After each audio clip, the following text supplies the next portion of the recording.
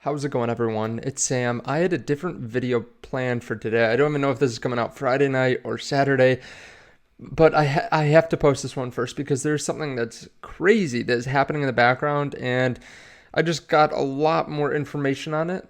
Actually, from another YouTuber, Scott Melker, great channel if you haven't seen that already. But he put together basically a timeline for what happened with one of the largest Bitcoin and crypto custodians in the space, and they're basically looking like they're going to go bankrupt. They have their hands on a lot of different parts of crypto, and I've talked about it in a few different videos this week, but this is kind of putting it all together, and I think there are a couple things you have to be careful of out there right now. If you don't mind, hit subscribe, turn on that bell notification underneath the video, check out all the links as well, and let's get into it.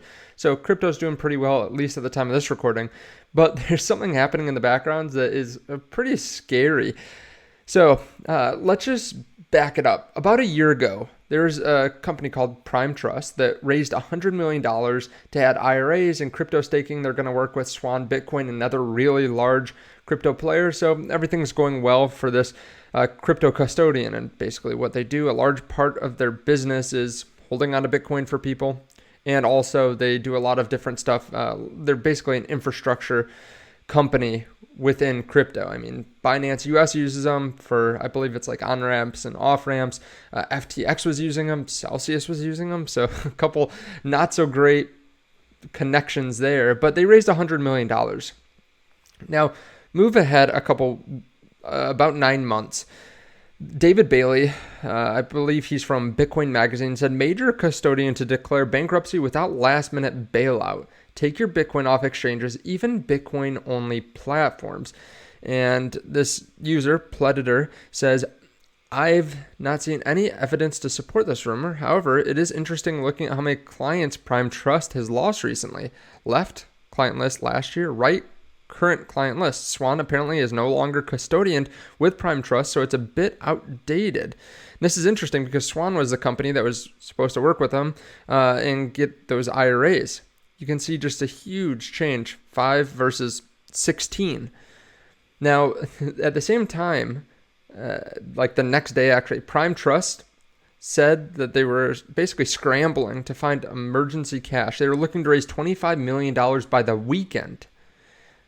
That's pretty desperate, especially when they had raised $100 million less than a year before, and this is a bear market. Not too many people are going out and spending on advertising.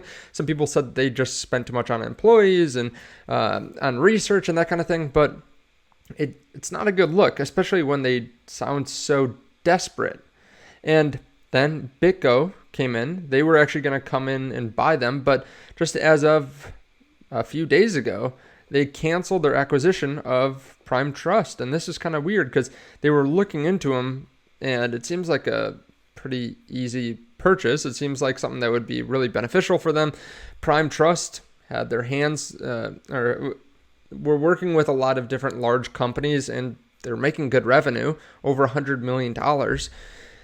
But BitGo did not approve this. Now, the CEO of BitGo was actually asked about a rumor that was kind of circulating around crypto.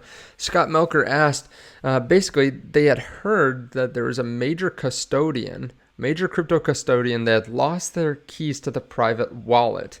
And the CEO said they had heard that rumor before, but they didn't think that it was Prime Trust, but it would come out when they were doing due diligence. And then a few days later, they canceled their acquisition.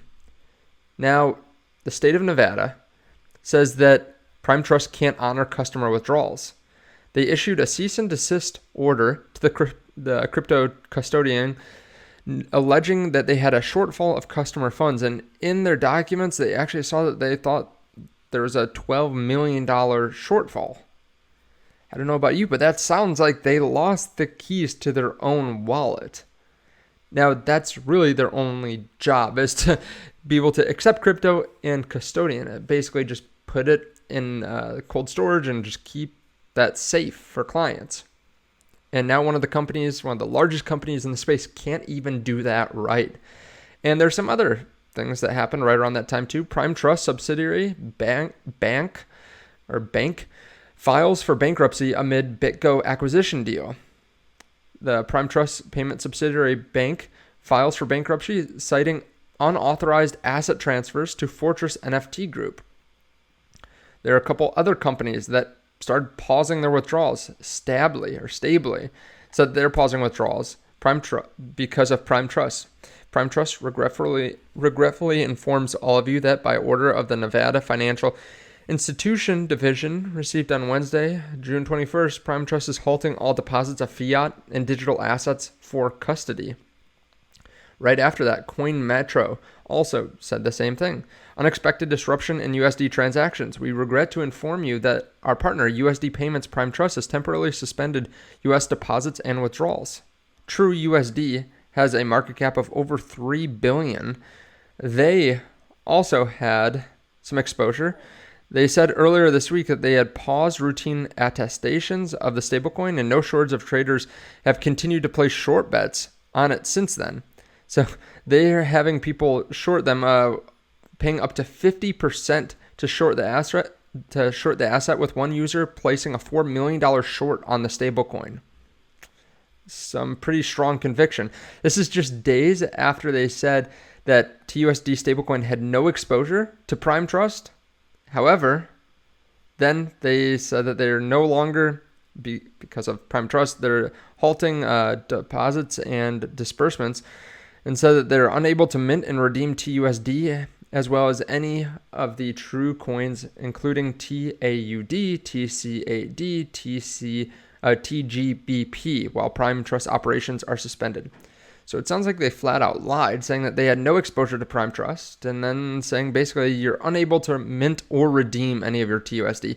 So it sounds like you might be able to trade it. I would highly suggest trying to get away from it at this point.